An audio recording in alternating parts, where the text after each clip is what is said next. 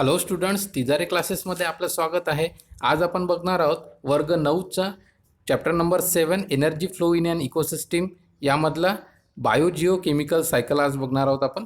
आता बघा इथे बायोजिओ केमिकल सायकलमध्ये काय म्हटलेलं आहे की through the energy flow in an ecosystem is one way the flow of nutritions is a cyclical. तर हा जो पार्ट आहे यांचं काय म्हणणं आहे की आपल्याला जी एनर्जी मिळते ती सूर्यापासून मिळते. ओके, आणि त्यापासूनच आपण ग्रो होत असतो, म्हणजे प्लांट्स ग्रो होतात आणि त्यापासून मग नंतर पूर्ण ट्रॅफिक लेवल जे आहेत त्या फॉलो होतात.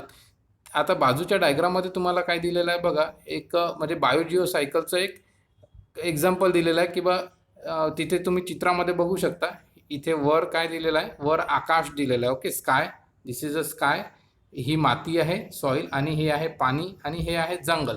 तर यामधली जी एनर्जी आहे ती कंटिन्युअसली इकडून तिकडे ट्रान्सफर होत राहते म्हणते. आता आपण बघूया इथे कशी कशी ट्रान्सफर होते बघा. जसं पाण्यामधले जे आहे, तुम्ही ॲरोवर फोकस करा. ठीक आहे, हा जो ॲरो आहे पाण्यामधला, हा ॲरो बघा इकडून इकडे जातोय. आता हा ॲरो म्हणजे पाण्यातले जे काही मायक्रो ऑर्गॅनिझम्स असतात ते हवेमध्ये मिक्स होऊन जातात म्हणते. त्यानंतर या आकाशामधले जे काय मायक्रो ऑर्गॅनिझम्स असतील ते सुद्धा मातीमध्ये मिक्स होऊ शकतात. ओके, कधी पाऊस पडतो त्याच्यासोबत ॲसिड्स वगैरे, ॲसिड रेन वगैरे सुद्धा असते, तुम्ही या गोष्टी ऐकलेल्याच आहेत. त्यानंतर जंगलमध्ये काय असतात, माती असतात. ठीक आहे, तर झाडाचं पान तुटलं, मातीमध्ये मिक्स होतात, पुन्हा त्याचे मायक्रो ऑर्गॅनिझम्स त्यालाच डेव्हलप करतात. ओके, तर ही कंटिन्युअस प्रोसेस आहे.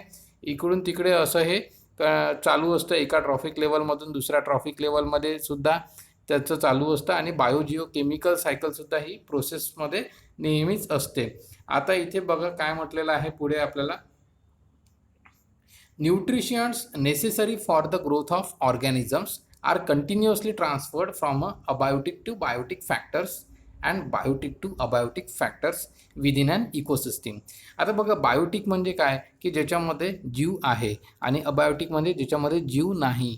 तर ह्या ज्या गोष्टी आहेत म्हणते, दोन्ही म्हणजे बायोटिक आणि अबायोटिक या दोन्ही गोष्टींमधलं जे एनर्जी आहे ती इकडून तिकडे ट्रान्सफर होत राहते म्हणते. कंटिन्युअसली न्यूट्रिशन्स जे आहे ते ट्रान्सफर होत राहते, आणि प्रत्येकाला आपापल्या ग्रोथसाठी काय लागते, न्यूट्रिशन्स लागतात. आता this cycle operates the continuously through the medium of a biosphere formed by the lithosphere, atmosphere and hydrosphere. तर हे जे लिथोस्फिअर, ॲटमॉस्फिअर, हायड्रोस्फिअर ह्या ज्या सगळ्या गोष्टी आहेत, या सगळ्या गोष्टींमधून काय आपल्याला फॉलो होतं. जसं आता पाण्याला काय म्हटलं आहे तर हायड्रोस्फिअर. ओके, तर मग पाण्यामधून एनर्जी किंवा न्यूट्रिशन्स जे आहे ते मातीमध्ये मिक्स होतात. ओके, बऱ्याच ठिकाणी जिथे पाणी आणि जमिनीचा जिथे संबंध आला त्यातलं एकमेकांचं जी देवाणघेवाण असणार आहे ती सुरूच असणार आहे.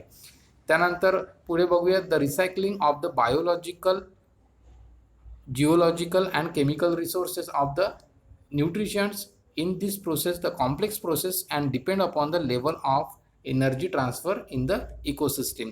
बघा, म्हणजे म्हणणं काय आहे इथे की हे जी डायग्राम इथे दिलेली आहे, या डायग्राममध्ये ज्या आपल्याला स्काय किंवा माती, पाणी जे काय दिसतंय आणि झाडं, जंगल, तर या सगळ्यांमधले जे न्यूट्रिशन्स आहेत ते एका ठिकाणाहून दुसऱ्या ठिकाणी कंटिन्युअसली ट्रान्सफर होत राहतात म्हणते. आणि ही एक म्हणजे स्लो प्रोसेस आहे, काही ठिकाणी ते फास्ट होते. आणि महत्त्वाचं याच्यामध्ये एकच आहे की ह्या ज्या प्रोसेस आहे या अनस्टॉपेबल आहे, या कधीही स्टॉप होत नाही. ही प्रोसेस चालूच असते कंटिन्युअसली, एका ठिकाणाहून दुसऱ्या ठिकाणी न्यूट्रिशन ट्रान्सफर होणे. आता इथे आणखी काय महत्त्वाचं दिलेलं आहे बघा,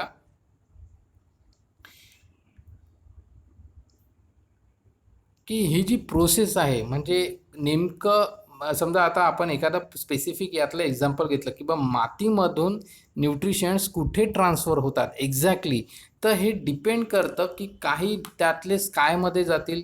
ओके, काही पाण्यामध्ये जातील, काही झाडं जे प्लांट्स असतात ते त्यांना खिचून घेतील स्वतःकडे. तर हे खूपच कॉम्प्लेक्स प्रोसेस आहे म्हणते, आणि ही सिच्युएशन टू सिच्युएशन डिपेंड करते म्हणते. ठीक आहे ना. तर हे या बस तुम्हाला महत्त्वाचा बायोजिओ केमिकल सायकलमध्ये हा जो पार्ट आहे हा फोकस करायचा आहे. आणि प्रश्न जर संबंधित कुठलाही आला तर तुम्हाला हेच त्याच्यामध्ये लिहायचं आहे. आता या व्यतिरिक्त बायोजिओ सायकलमध्ये आणखी हे दोन जे कॉलम्स आहेत ते सुद्धा फार महत्त्वाचे आहेत. बघा, types of biogeo chemical cycles, यामध्ये दोन टाइप्स पडतात. पहिलं आहे गॅसियस सायकल, दुसरं आहे सेडिमेंटरी सायकल. गॅसियस सायकलमध्ये काय असतं आपण बघूया. An accumulation of the main abiotic gases, nutrients, material is found in the earth atmosphere. म्हणजे अर्थच्या जे ॲटमॉस्फिअरमध्ये अबायोटिक गॅसेस जे आहेत, ओके, म्हणजे जेवढी काही बाकीचे गॅसेस असतील ते सर्व गॅसेस एकमेकांशी कुठेतरी कनेक्ट होतात, कधी जुळतात, कधी तुटतात. हे कंटिन्युअस प्रोसेस चालू असते म्हणते. त्यामध्ये काय काय आहे बघा. Includes the nitrogen, oxygen, carbon dioxide, water vapour etcetera. तर हे सगळे गॅसेस वातावरणामध्ये असतात, तुम्हाला माहिती आहेच या गोष्टी. बाजूच्या कॉलममध्ये बघा काय दिलेलं आहे, सेडिमेंटरी सायकल. सेडिमेंटरी कशाला म्हणतात, तर सेडिमेंटरीचा actual Marathi to Marathi, English to Marathi जर अर्थ बघितला तर गाळ होतो. ओके, तर आपण त्याचं असं म्हणू शकतो की माती जिथे असतं, जमिनीचा जे सरफेस असतो जिथे, तर अशा ठिकाणी ज्या सायकल प्रोसेस होतात, ओके, त्याला आपण म्हणतो सेडिमेंटरी सायकल. पहिला पॉईंट बघा त्यातला, and accumulation of the main abiotic nutrients material is found in a soil, sediment and sedimentary Roxx etcetera of the earth. तर इथे काय म्हटलेलं आहे की जसं अबायोटिक न्यूट्रिशन्स मटेरियल जे आहेत ते फाउंड होतात, कुठे मिळतात म्हणते, तर सॉईलमध्ये आणि सेडिमेंट अँड सेडिमेंटरी रॉक्समध्ये सुद्धा, म्हणजे जे जमिनीवरचे जे दगडं आहेत किंवा जे पहाडं असतील त्याच्यामध्ये सुद्धा आपल्याला न्यूट्रिशन्स मिळतात. ओके, आणि ते कंटिन्युअसली एकमेकांमध्ये ट्रान्सफर होत राहतात. मातीमध्ये सुद्धा असतात. ओके, मग मातीतून जसं हवा आली ते उडाले आणि दुसऱ्या ठिकाणी जाऊन पडले, दुसऱ्या एखाद्या पहाडावर जाऊन पडतील, तर तिथे सुद्धा त्यांचं न्यूट्रिशन्सची देवाणघेवाण होईल. आता ह्या गोष्टी चालूच असणार आहे. आता बघा मातीमध्ये आपल्याला काय काय मिळतं, तर बघा मातीमध्ये आपल्याला मिळतं, सेकंड नंबरचा पॉईंट वाचतोय, include soil components like iron, calcium, phosphorus. Okay, आता अशा बऱ्याच गोष्टी आहेत ज्या तुम्हाला जमिनीमध्ये मिळतात, मातीमध्ये मिळतात. ओके, त्यानंतर पुढे बघूया आपण. The gaseous cycle is a speeder cycle than the sedimentation cycle. For example, the CO2 is accumulated in the an area is quickly disappeared with the wind and absorbed by the plants. आता बघा, हा खूपच महत्त्वाचा point आहे. याच्यामध्ये काय दिलेलं आहे की सेडिमेंटरी जी सायकल आहे म्हणते, ठीक आहे, सेडिमेंटरी सायकलपेक्षा गॅसियस सायकल जी आहे ती खूप फास्ट आहे म्हणते. ओके, ती फास्ट का बरं आहे गॅसियस सायकल, त्याचं कारण असं आहे की ते गॅसेस आहेत पटापट इकडून तिकडे फ्लो होतात. आणि एक एक्झाम्पलसुद्धा इथे दिलेलं आहे की जर एखाद्या ठिकाणी तुम्ही कार्बन डायऑक्साईड जर क्विकली असा सोडून दिला तर ते पटकनच तो सगळीकडे पसरून जातो म्हणते, है ना. आपल्याला सुद्धा बघा, तुम्ही घरी अनुभव घेतला असेल, जर तुमच्या घरातलं गॅसचं सिलेंडरची जर बटन सुरू राहिली आणि गॅसचं बर्नरची बटनसुद्धा सुरू राहिली आणि जर तुम्ही गॅस पेटवला नाही तर लगेचच तुम्हाला पुढच्या अगदी 5-6 सेकंदामध्येच गॅसचा स्मेल येणं तुम्हाला सुरू होऊन जातो. का बरं, कारण स्वयंपाक खोलीमध्ये तो गॅस पसरणं सुरू होऊन जातो आणि लगेचच तुम्हाला काय मिळते, एक हिंट मिळते की पटकन गॅस इथे पसरतोय बा. बरोबर आहे. तर या पद्धतीने तुम्ही समजू शकता की गॅसेसमध्ये किती स्ट्रॉंग पॉवरफुल असते ते पसरण्यासाठी, ठीक आहे ना. पटापटा ते पसरतात, एकमेकांची हवेमध्ये मिक्स होतात. ओके, त्यानंतर नेक्स्ट आहे climatic changes and human activity seriously affect the speed, intensity and equilibrium of this cycle. Hence, various aspects of this cycle are extensively studied nowadays. तर क्लायमेटिक चेंजेस जे होत आहे आजकाल, हे तुम्हाला माहितीच आहे की किती वाईट परिणाम त्याचे होतात आहे. जसं आपण गाड्या चालवतो त्यामधनं प्रदूषण निघतं. त्यानंतर फॅक्टरीज आपण रन करतोय तर फॅक्टरीमधनं काही केमिकल्स निघतात, ते आपण नदीमध्ये सोडतो बरेचदा किंवा नाल्यामध्ये सोडतो. त्यानंतर त्याच फॅक्टरीमधनं धूरसुद्धा निघत असतो. ह्या सगळ्या गोष्टी कुठे ना कुठे क्लायमेटवर अफेक्ट करतात आहे म्हणतात. आणि त्यामुळे ज्या हे सायकल्स आहेत, वर ज्या सायकल आपल्याला दिलेल्या आहेत, त्या सायकल कुठेतरी डिस्टर्ब होतात आहे. आता तुम्हाला याचं चांगलं जर एक्झाम्पल द्यायचं झालं तर तुम्ही दिल्लीचं एक एक्झाम्पल देऊ शकता. इतकं चांगलं ते एक्झाम्पल आहे, पेपरमध्ये सुद्धा तुम्ही लिहू शकता की दिल्लीमध्ये इतकं पोल्युशन आहे की तिथे तुम्हाला असं धूसर दिसतं. ओके, धूसर दिसतं. का बरं धूसर दिसतं, असं वाटतं की तिथे धुकं आहे, पण ते धुकं नसतं, ते पूर्णच्या पूर्ण प्रदूषण असतं. आता मागच्या काही दिवसामध्ये लॉकडाऊन सुरू आहे तर बऱ्याचशा गाड्या बंद होत्या. तेवढ्याच दिवसामध्ये तिथला जो धूर आहे तो कमी झाला होता, क्लिअर दिसत होतं सगळं वातावरण.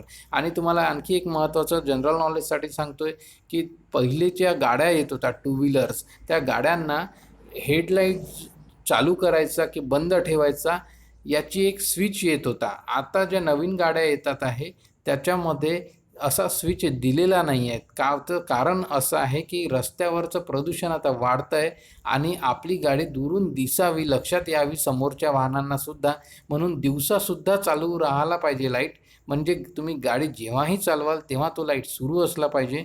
म्हणून तुम्हाला काय केलेलं आहे, त्या गाडीला आता स्विच येत नाही. तुम्ही फक्त गाडीच्या लाईटचा जो स्विच आहे तो आता अप्पर डिप्परचा येतो. आता स्विच चालू ठेवायचा की बंद ठेवायचा लाईट हा ऑप्शन आता तुम्हाला दिलेला नाही. तुम्हाला गाडी तुम्ही चालू केली तुमची की तुमचा हेडलाईट जो आहे तो चालू होऊन जातो. यामागे कारण हेच आहे की दिल्लीमध्ये असे बरेच ॲक्सिडेंट्स झालेले आहेत की न दिसल्यामुळे, म्हणजे प्रदूषण इतकं जास्त की समोरची गाडीच तुम्हाला दिसत नाही. त्याचं कारण असं की धूर आहे मधात. ओके, आणि म्हणून असे बरेच ॲक्सिडेंट झाले आणि त्यावरूनच मग हा निर्णय घेण्यात आला होता. आता आपण पुढे बघणार आहोत. Do you know the cycle of gases and a sedimentary cycle cannot be completely separated from each other. For example, nitrogen is present in the form of a gas in the atmosphere and the form of a compound like a nitrogen oxide in the soil and sediments. बघा इथे काय म्हटलेलं आहे की ह्या ज्या cycle दिलेल्या आहेत, ओके, हायड्रोस्फिअर, ॲटमॉस्फिअर, ठीक आहे, तर या सगळ्या ज्या सायकल्स आहे या सायकल्स बेसिकली एकदम सेपरेट नाही आहेत म्हणतात एकमेकांची. का बरं नाही आहेत, तर त्याचं एक छोटंसं एक्झाम्पल दिलं आहे. नायट्रोजन जर आपण विचारात घेतलं तर नायट्रोजन कुठल्या कुठल्या गोष्टीमध्ये प्रेझेंट असतं म्हणतं, तर नायट्रोजन हे गॅसेसमध्ये सुद्धा प्रेझेंट असतो. मग गॅस कुठे असतो, तर ॲटमॉस्फिअरमध्ये असतो. आणि नायट्रोजन जो आहे तो याच्यामध्ये नायट्रोजन ऑक्साईडमध्ये सुद्धा असतो, जो मातीमध्ये असतो. ओके, मग म्हणजे ते सेडिमेंट्समध्ये आलं, ठीक आहे. Similarly carbon occurs in the abiotic from the mainly in the coal, granite, diamond, limestone etcetera. आता कार्बन तर तुम्हाला अगदी चांगल्या प्रकारे माहीत आहे की कार्बन बऱ्याच ठिकाणी असतो. जसं आता कोळसा जो आपण युटिलाइज करतो मोठ्या मोठे जे पॉवर प्लांट्स असतात त्याच्यासाठी, तर दगडी कोळसा म्हणू शकतो आपण त्याला. ओके, तर दगडी कोळसा किंवा साधा जरी कोळसा असला तरी तो जो आहे तो आपल्याला त्याच्यामध्ये कार्बन असतात. ग्रॅनाइटमध्ये सुद्धा कार्बन असतात, डायमंड्समध्ये सुद्धा कार्बन असतात. तुम्हाला कदाचित माहिती असेल नसेल, पण डायमंड हे अगदी स्ट्रॉंग असतात आणि ते कार्बननीच बनलेले असतात पूर्ण. त्यानंतर आहे लाईमस्टोन एक्सेट्रा. तर ह्या सगळ्या गोष्टीमध्ये तुम्हाला कार्बन मिळतोच. आणखी काय म्हणत आहे की अर्थ क्रस्टमध्ये सुद्धा काय आहे म्हणते, कार्बन डायऑक्साईडचे गॅसेस आहे. आणि आता ॲटमॉस्फिअरमध्ये तर कार्बन डायऑक्साईड आहेच, तुम्हाला हे माहिती आहे. आपण जेव्हा श्वास घेतो तेव्हा ऑक्सिजन घेतो, जेव्हा सोडतो तेव्हा कार्बन डायऑक्साईड सोडतो. म्हणजे बघा, कार्बन हा ॲटमॉस्फिअरमध्ये आहे, म्हणजे हवेमध्ये सुद्धा आहे, मातीमध्ये सुद्धा आहेत म्हणतात. ओके, मातीमध्ये का बरं आहे, तर मातीमध्ये आता हिरे किंवा ग्रॅनाइट हे सगळ्या गोष्टी कुठे मिळतात, आपल्याला जमिनीमध्येच मिळतात की नाही. तर म्हणून म्हटलं मी की आपण हे आपल्याला हे मातीमध्ये सुद्धा मिळतं. पुढे आहे generally carbon is present in a plants and animals for much shorter duration than it is in a coal. Okay, तर जनरली काय होतं म्हणते की कार्बन हे प्रेझेंट राहतं प्लांटमध्ये, ठीक आहे, आणि ॲनिमलमध्ये खूप कमी वेळेसाठी प्रेझेंट राहतं म्हणते. आणि बाकी कोळशात वगैरे म्हणजे कोलमध्ये फार लाँग ड्युरेशनसाठी ते प्रेझेंट राहू शकतं. तर अशा पद्धतीने हा जो टॉपिक आहे हा इथे आता संपलेला आहे. नेक्स्ट व्हिडिओमध्ये तुम्हाला मिळणार आहे द कार्बन सायकल, आपण तिथे एक्सप्लेन करूया. आजच्यासाठी एवढंच. थँक्यू.